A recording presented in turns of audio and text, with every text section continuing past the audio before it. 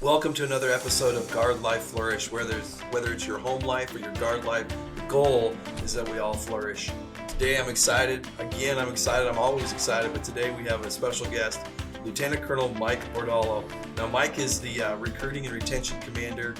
I've been excited about this interview for a while now, and so welcome. No, you won't let me down. Welcome. I'm so glad that you're here. Tell us a little bit. You know, we sent those questions out so that you guys could be prepared, and we knew what we were going to talk about before we got here. But just simply share with us recruiting and retention, what the goal, what the mission is, because I think for a lot of us, we see recruiters periodically. I should say us. Those M-Day soldiers that come in on drill weekend and stuff, they may see that career counselor or whatever. They don't see very much interaction with recruiters. So share with us what recruiters do, what your mission is, so those who are watching today or listening, they can understand better. Okay, yeah. So recruiting and retention is obviously just that, right? We recruit and we retain soldiers.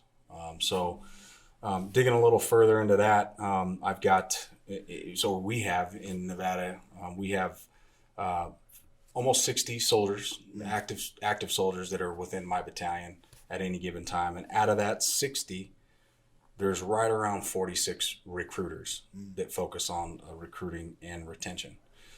We call it a 3-tenet mission, so it is recruiting and retention, but we also have another thing called attrition management. That's where we focus on, retaining or focus on mitigating or limiting initial term losses. Okay.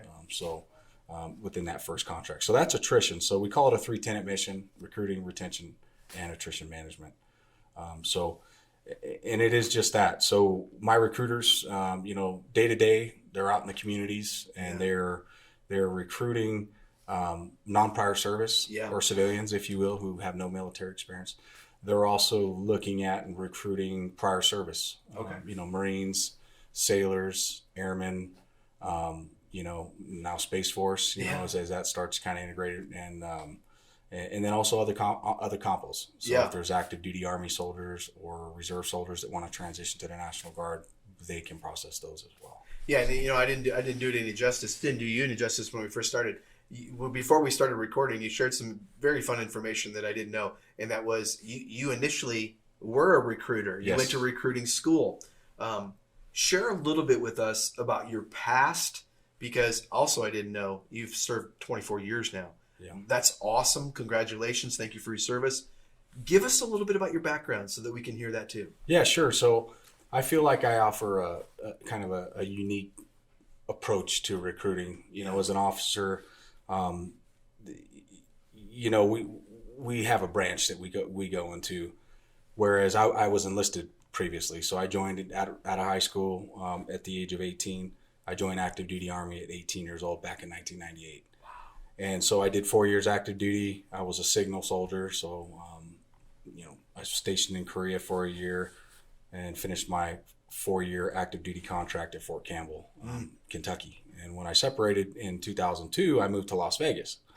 And so when I moved to Las Vegas, I was going to school. I was paying for it with my Montgomery GI Bill.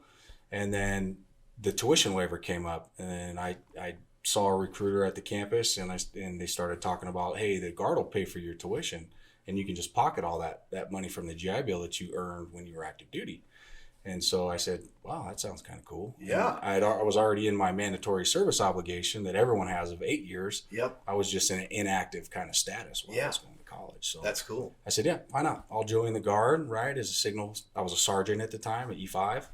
And so the recruiter further said, hey, we have other opportunities. If you want to continue to be active duty, we have what's called Active Guard Reserve, and you can be a recruiter for us. And I said, yeah, why not? Make pay again, or you make a little bit of extra pay, a special duty assignment pay as a recruiter. You make an additional $500 a month. Nice. And so I did that. It wasn't for me at the time because I was more focused on my studies. I kind of, that popped up and it was a good opportunity, but I really wanted to graduate high school or college, and I wanted to become an officer and fly helicopters. That's kind of what I wanted to do. So very short stint in recruiting as an enlisted soldier. And then kind of went from there. I got commissioned. I graduated college, and then I got commissioned in 2006. Yeah. And then I got accepted to aviation. I went to flight school in 2007. Was finished flight school in 2008, and I moved from Vegas, my home record, up to Reno to be a part of my unit in 2009. And then I went back into recruiting. Wow, so, I didn't know that. Yeah, so I was a part-time, everyone's part-time. I was a part-time aviator, so I had to figure out, okay, what's my job? I got to do something. And at that time, I had accumulated quite a bit of active duty. And so at the time, they said, hey, we've got another recruiting gig. We can bring you on what's called ADOS, or Active Duty for Operational Support. It's a funding code that you can go full-time.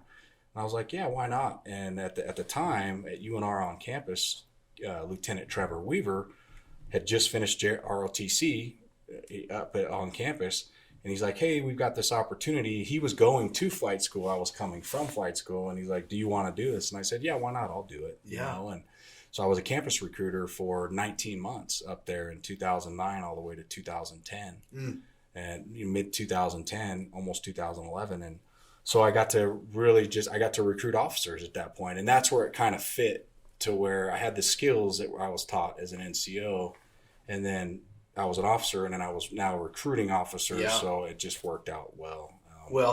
Yeah. Glad you're here. Yeah. I mean, that's pretty cool. I didn't know any of that, and I think it's very interesting how things come full circle. Yeah, I've been in back and out of recruiting 4 times. This is my 4th time as the commander, and I'm going back to aviation, so I've kind of had to boom, boom, boom. You're going all the way around. That's just so cool. Now, it's so obvious when you're talking to me that recruiters, in my opinion, are the representatives for the Guard within our communities. You talked about it even up at UNR, and who they recruit and who they're looking for, and how they even are a conduit for those going into the active duty, so on and so forth. So for a recruiter, I really see them. They need to have great people skills.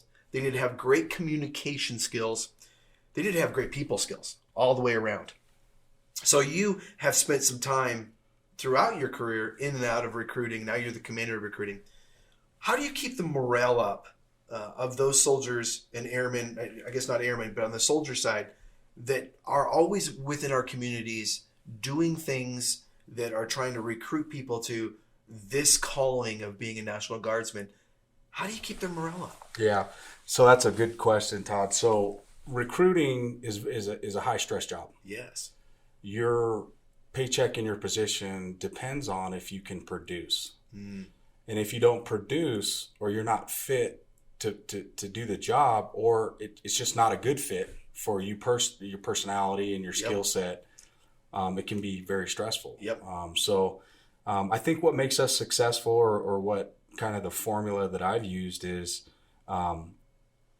really just accountability, a very clear set of accountability with what is expected of that recruiter. Yeah. What is their job?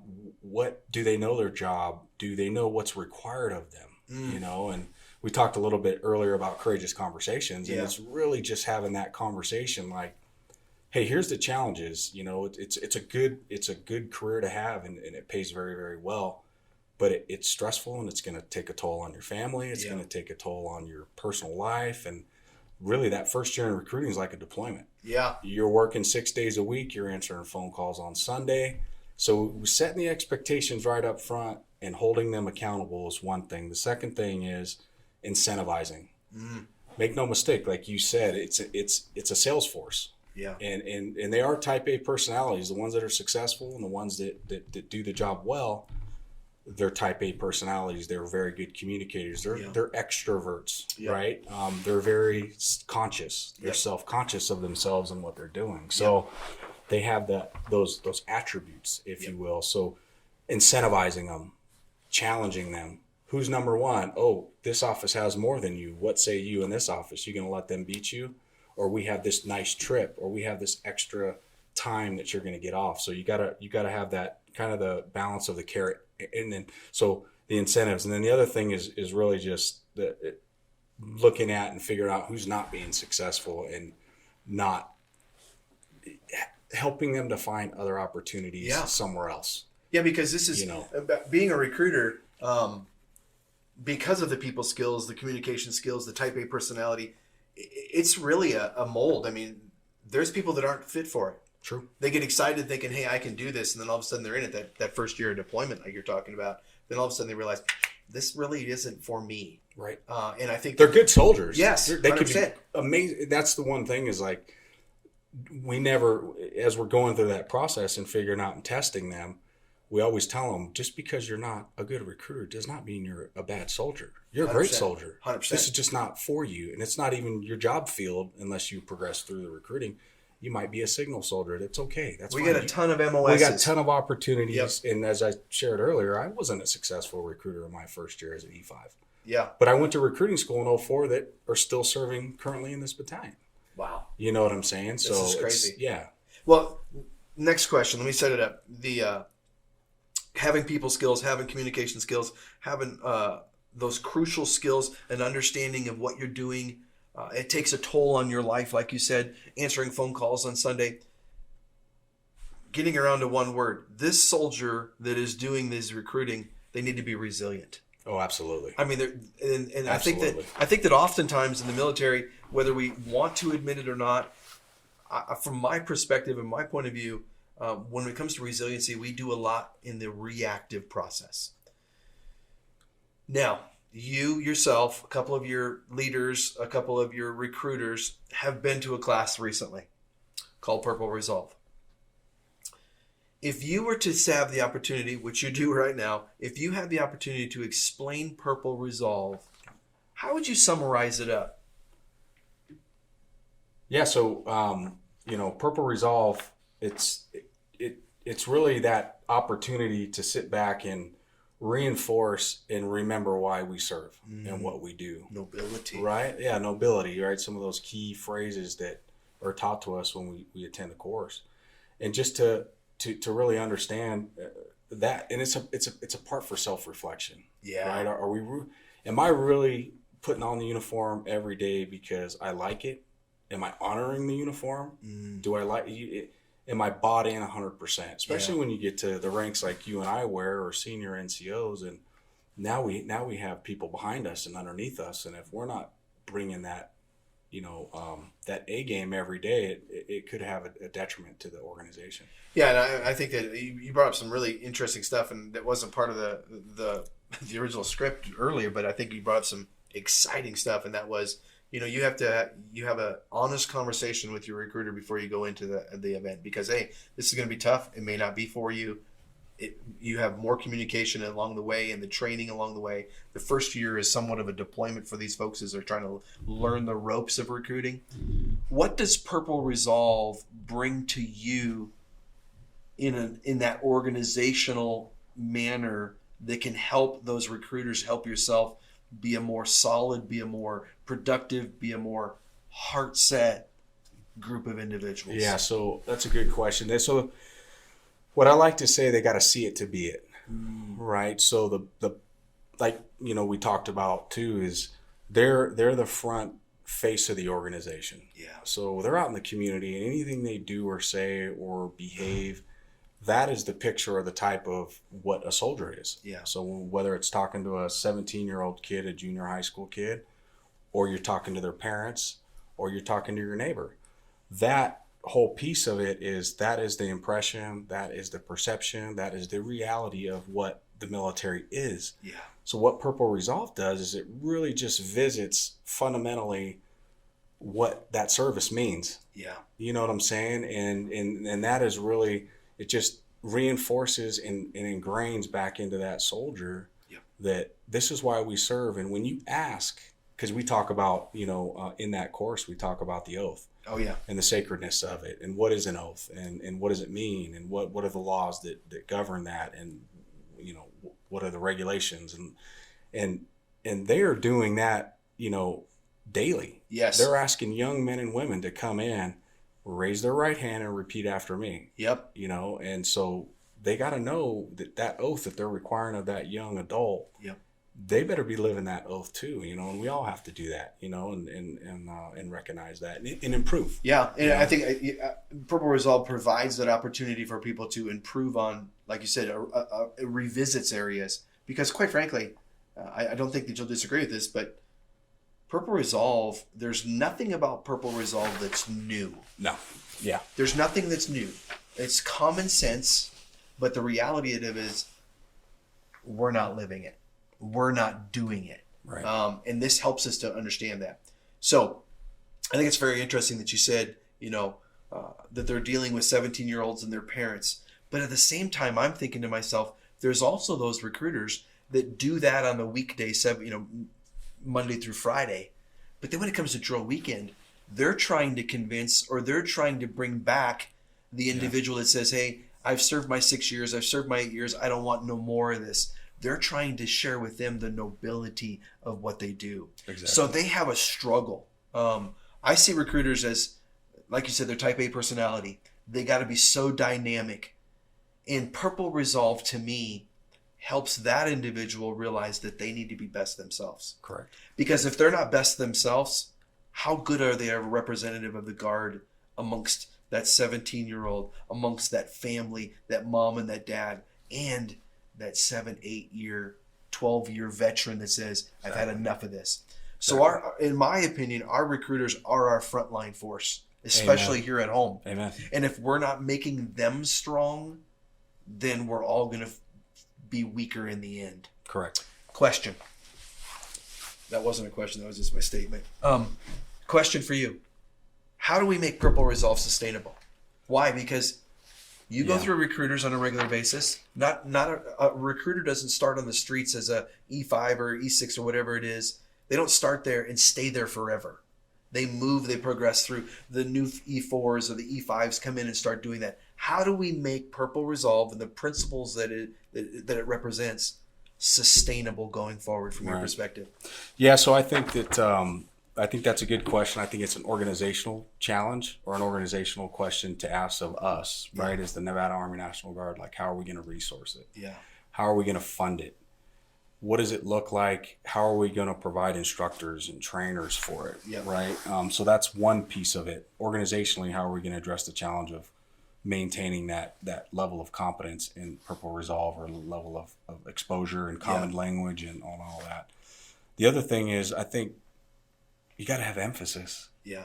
The message has to stay the same throughout the force. Common language. Common language, and also command emphasis. Yeah. Right? Because as you know, commanders, they change out. We will have different officers leading this organization at different times. Yeah. It's got to perpetuate beyond just the leader that's in charge right now. Yeah, and I agree with you wholeheartedly. Yeah. I heard a quote the other day from one of the smartest people I've ever known in my entire life. My wife. It was, and she said this. She said, it's easier to go with the flow than it is to model. And I really believe strongly that if we're going to have this Purple Resolve principles change our culture, that we as leaders need to be the models, not to go with the flow. Absolutely. Because those leaders change in and out. And as a leader comes and goes, some will say Purple Resolve will come and go. But it's common sense. Let's start doing it now, and let's affect those people in future generations. Last question. I know we're almost out of time. In fact, I'm getting a signal that we are out of time, but we're going to keep going. Last question. You're married. You have children. You've been doing this a long time in the military. This has been your career. What does Purple Resolve bring to you as a dad and a husband? Yeah, that's a good question. I think just back to being a better version of myself. Oh, man. Like, that's really, am I living up to the values in which I espouse and my organization espouses? And part of this thing that I've spent almost a quarter century, serving. And that in tune helps me be more resilient, helps me be a better father, a better husband, a better son, a better friend. Right, because it just doesn't stop there. It's everything. Yeah. And so I think what Purple Resolve, what it adds to it is just that realization of, that higher call to service and, recognition of there's going to be challenging times, and stuff's going to, by virtue of just the world going on and the job that we do, there's going to be times where we're going to have to reach deep down, and part of that deep down reaching to get to that nourished environment, is relying on the stuff, those principles that we're built That on. live within us. Yeah. Last question. I'm getting a sign from over there that I need to end it, but we're going to one more question. What is, if you have recruiters, those who are underneath you, those who you lead, that said, hey, you know what, this Purple Resolve thing, don't want no part of that. It's not for me. What are you going to tell them? Well, I'm going to ask them why. Okay. It's why. We're in the military, obviously. We do what we're told. Yep.